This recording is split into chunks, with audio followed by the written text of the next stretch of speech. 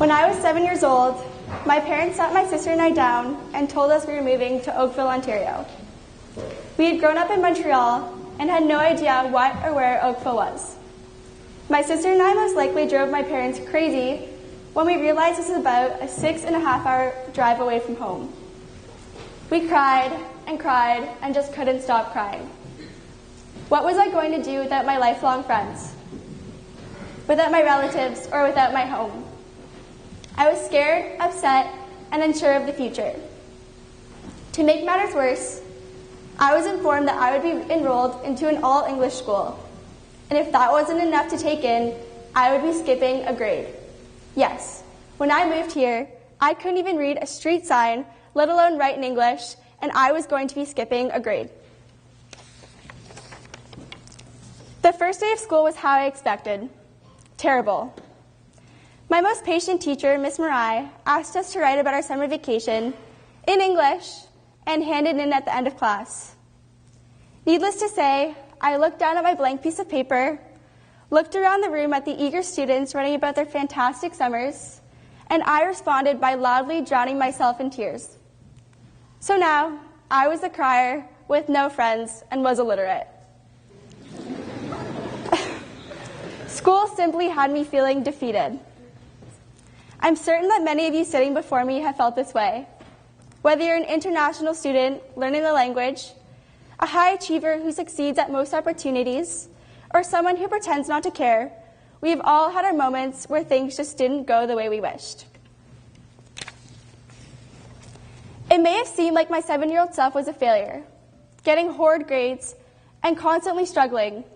However, things changed, and things do change. Remarkably, you have the power to achieve success, and you can do what you put your mind to. I'm certainly not saying this is an easy task.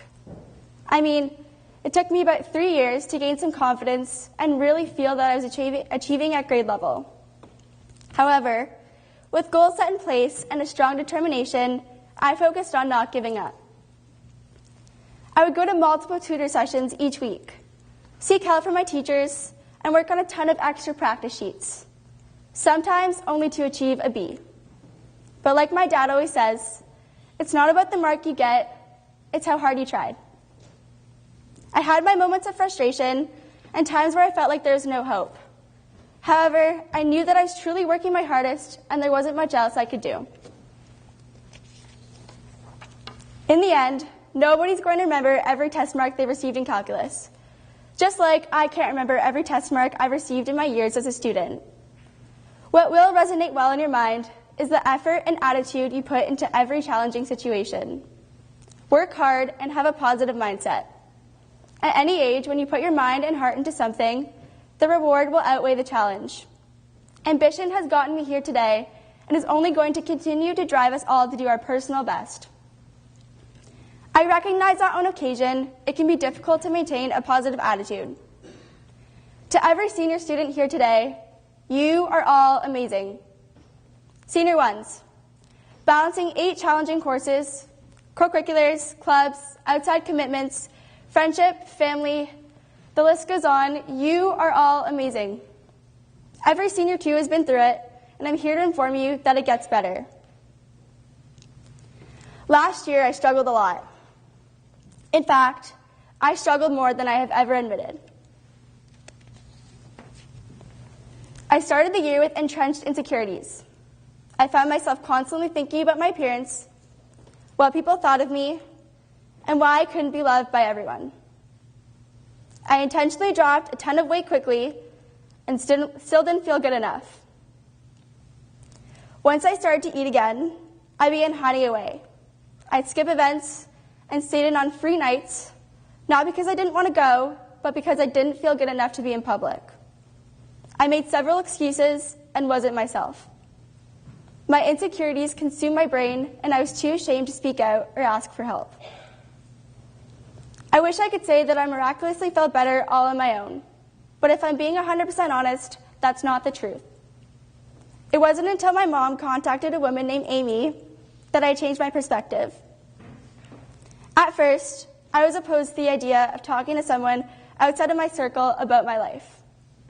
I was already a peer counselor Senior 1 leader, and felt that it wouldn't make sense for me to be seeking my own help. I was proven wrong. Amy's a personal trainer and mentor. She exemplifies what it means to be happy, ambitious, and confident. We would meet once a week to either work out or discuss life. What I loved about going to her was that I knew it was a safe place to share how I was feeling with complete confidentiality. She would recite incredibly powerful quotes, share stories, and show me the importance of loving myself. Today, I would like to share an impactful quote she brought to my attention. You are in charge of the thoughts in your mind. You are in charge of the things you say. You are in charge of the things you do and how you do them. Only you live inside your body. When you are ready, take the time to empower yourself to create a life you want to live and will enjoy. Suzanne E. Harrell. I have to thank Amy for teaching me to ignore that little voice in our heads, the one that tells you you aren't good enough, smart enough, cool enough. Look around the chapel. No one here is the same. No one. It is our differences that make us all exceptional human beings. We all have our unique talents, passions, and aspirations. We shouldn't be afraid to express them. Think. If the world was blind, how many people would you impress? Boona Mohammed. So take looks away from the equation. Love yourself for you. Love everything about you. I can guarantee once you accept yourself and share your wonderful, unique personality, you will shine. Again, I didn't do it alone. I needed to reach out and seek help to find the confidence that I have today. Find the people who will support and love you and never take them for granted. I encourage you all to remove yourself from any relationships that do not feed your soul with positivity. Build relationships for the right reasons, not for popularity, not for what people have, but for the genuine goodness in them. As humans, it's normal for us to get competitive, jealous, or have a bad day. Find your biggest fans. They're the ones who want to see you succeed, be happy, and be you. Edmund Lee stated, surround yourself with the dreamers and the doers, the believers and the thinkers. But most of all, surround yourself with those who see greatness within you, even when you don't see it within yourself. When I took the time to realize my potential, I noticed that there was no point in comparing myself to others. Why compete when you can support others and have others support you to do your personal best? My biggest supporters are my family.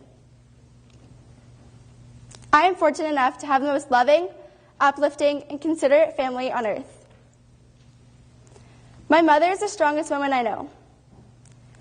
She was sick for the past 3 years, and you would have never have known. Even when she left work for a couple of months after major surgery, she was there for me in every way she possibly could. My dad, who is the biggest goofball and smartest person I know, has always been there to provide me with his endless wisdom and makes me die laughing at his ridiculous humor. While my sister Madison, my best friend in the entire world, who is both beautiful inside and out, is always there to encourage me to do my personal best. I don't categorize myself in a specific friend group. As a result, I've discovered the most loyal people. They are all ambitious, work hard, but stay humble and kind. I hope that all of you can reach out and get to know people for who they really are. Be open-minded and inclusive. Support everyone, and in return, they will support you. Senior students and faculty, here's a quote for you. Be who you needed most when you were younger. Don't change who you are to become that person. Simply look at what you have struggled with, how you overcame the obstacles, and exemplify the positive qualities to others. Understand that time is limited at Appleby. Set goals for the things you love and have fun with it. Reach out and don't be afraid to talk to people about how you feel. Certainly, we are all different. However, one thing we do have in common is that we are all members of the Appleby community, and therefore we all deserve to be loved. I do not want to stand in front of you today and sound like I have everything figured out. The reality is, some days, I still feel like that 7-year-old girl trying to figure out how to handle life's obstacles. Will I succeed? Will I make it? The reality is I don't always know. But I do know that I am well surrounded. I have a great group of friends, a loving family, and the great support from the Appleby community. If some days you feel scared, alone, misunderstood, and unsure of yourself, guess what? You are normal, and you are not alone. Remember, love yourself, be ambitious, and surround yourself with the people who love you. Thank you, and please join me in singing the hymn 352, Amazing Grace.